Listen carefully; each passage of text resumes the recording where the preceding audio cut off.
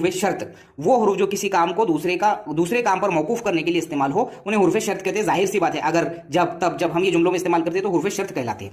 अब है हुरूफ तहसीन, आपको नाम पर से ही लग रहा होगा, वो हुरूफ या कलमा जो तारीफ और तहसीन के मौके पर बोली जाती है, जैसे बहुत खूब, शाबाश, शाबाश, बहुत अच्छे, मरहबा, क्या कहना, वगैरह वगैरह।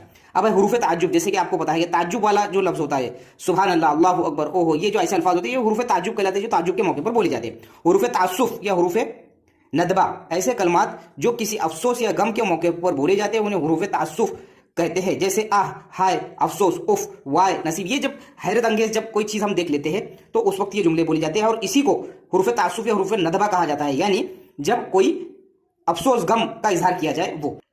इसके बाद है हमारा हुरूफ नफी, यानी इनकार या नफी जब पाई जाए जिस हुरूफ के अंदर, वो हुरूफ नफी है। मिसाल के तौर पर यहाँ पर ना, नहीं, ना बाबा, वगैरह वगैरह। हुरूफ नफरीन यानी वो हुरूफ जो नफरत या मलामत के लिए इस्तेमाल किए जाते हैं, हुरूफ नफरीन कहलाते हैं। मतलब